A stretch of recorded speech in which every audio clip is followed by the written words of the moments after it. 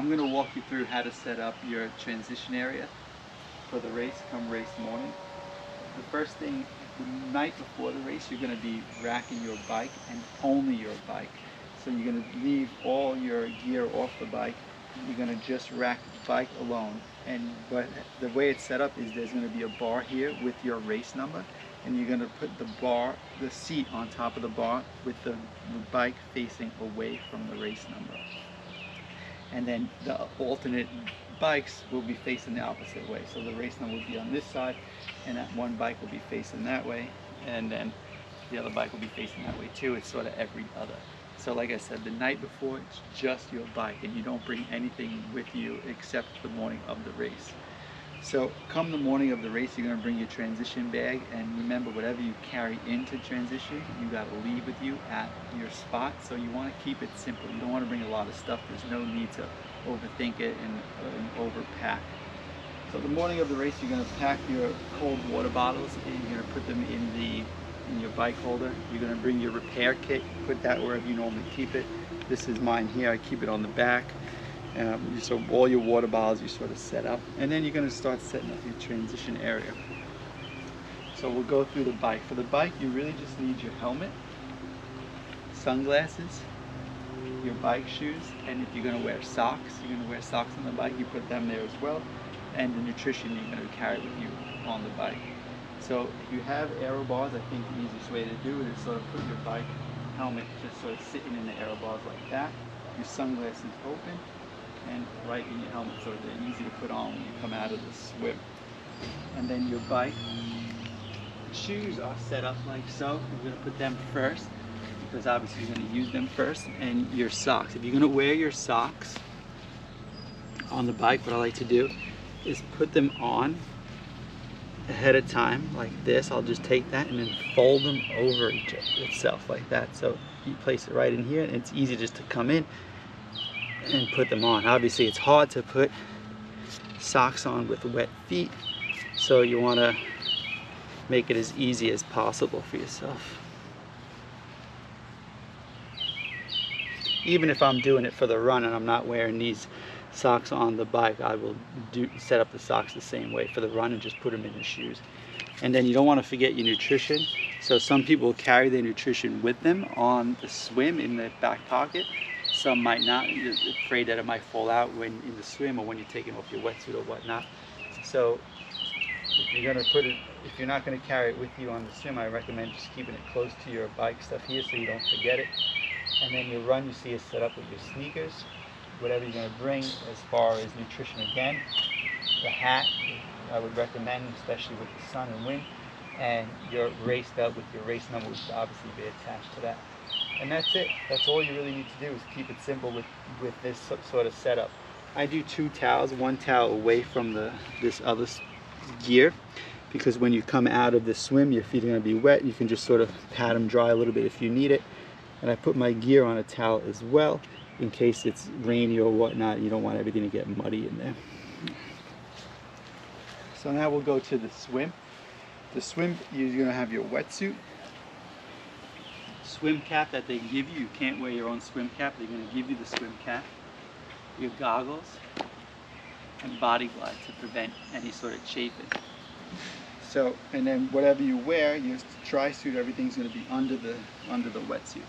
So as you get in dressing, and take the body glide and judiciously put it everywhere you can to prevent any chafing on your neck, your armpits, your nipples, your groin, the back of your knees, even the front of your knees. Anywhere the wetsuit's going to touch, you don't want it to rub and cause friction. Also put it on your shins and your calves and your forearms, so it makes it easy when you're taking your wetsuit off. And then you're ready to go down to the swim stop. So you put your wetsuit on. I'm going to put mine on here to show you some tricks.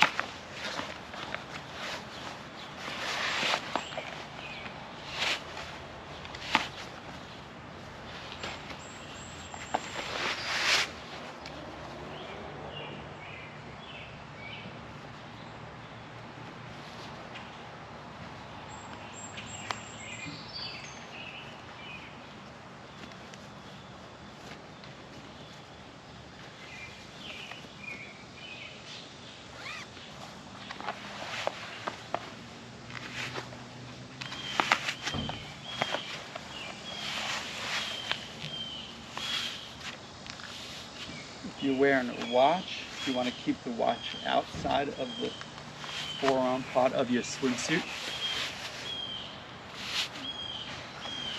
so as not to pull too much on your shoulders. Your race timing chip you're going to have on should be underneath your swimsuit.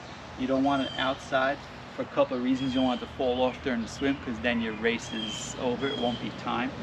And also when you're taking off your wetsuit, you don't want it to sort of get caught up and prevent your wetsuit from coming off easily, or even if it's falling off at that time. So keep that under the wetsuit. Take some body glide as well. Put it on the forearms of the wetsuit, your shins and calves. This way when you take your wetsuit off, as the wetsuit comes inside out, you'll decrease that friction, it'll make it smoother to get off. So that's it, you're done with your body glide, you throw it in your transition bag, and your transition bag will sort of stay towards the back of your transition area, away from everything. So you see, it's a nice simple setup. If you forgot anything, it's in your transition bag. Your transition bag has to stay with you for most races, so that's okay. You can just pop in there and get it if you need it, but hopefully you don't need anything. Don't forget your swim cap and your goggles as you go down to the swim. Lots of people will take some old pair of flip-flops, something to wear down to the swim, discard it at the garbages at the beginning of the swim. Usually I take an old pair of socks to wear down in case you're walking on pebbles or whatnot, and then I discard that at the garbage at the swim stop. So that's it, you're good to go. So now we'll go into coming out of the swim. When you come out of the swim, you obviously have been vertical, been horizontal for so long, and now you get into vertical, so you're going to be a little dizzy. So immediately get your goggles and your cap off your head so as to prevent any further dizziness. Hold on to those, you can't throw them out, otherwise you'll be disqualified if you sort of start leaving any sort of garbage or any gear all along the race course. And then immediately unzip your swimsuit and try to get it down around your waist. See, as your wetsuit comes inside out, if you had that body glide on both your forearm and your skin, it comes off a lot easier.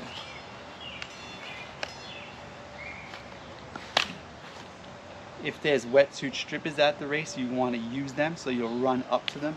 You'll sit down on the ground, put your feet up, and they'll pull it right off you, hand you your wetsuit, and you're off. If not, you already have your wetsuit halfway off. You're just going to run to your transition spot with your wetsuit around your waist. As you get to that spot, you just take your goggles and your cap, throw them somewhere, anywhere, it doesn't really matter.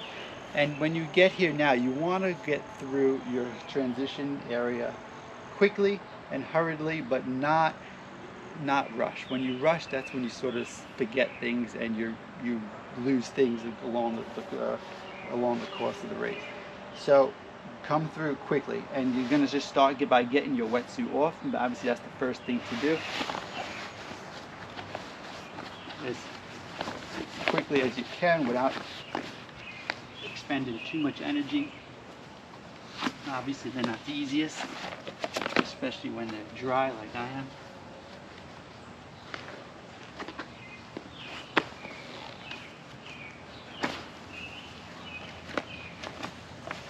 So once that's off, you're just taking it and throwing it somewhere in line with your stuff, so it's not as out of the way of your other competitors. And then you get your bike stuff ready to go. I always put my helmet and sunglasses on first. It's right here. Your glasses are already ready to go. Your glasses are on. Your helmet comes on. You cannot leave the transition area without buckling your helmet. So buckle it immediately. And now you're ready to go for the lower half of your body. Socks, remember, like I said, how easy they are. You have this here in case you need to pat your feet dry. Shoes.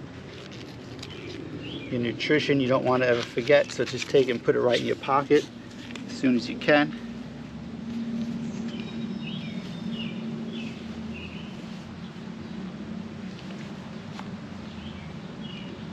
Other shoe.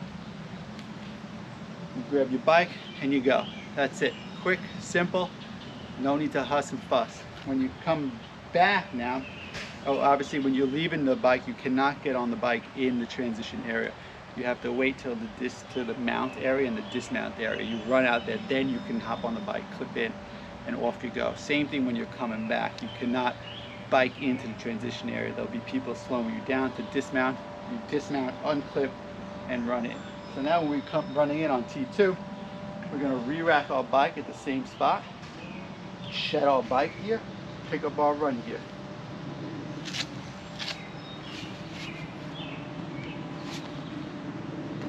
Helmet comes off.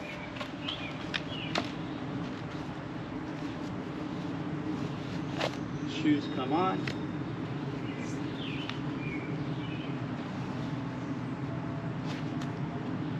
Get nutrition, race number and belt, hat, and off we go. You put this on as you run, put the nutrition in your pockets, your race belt as you run, and you're good to go. And that's it. That's the transition area. It's clean, it's simple, it's done quickly but not rushed, and you should be good to go.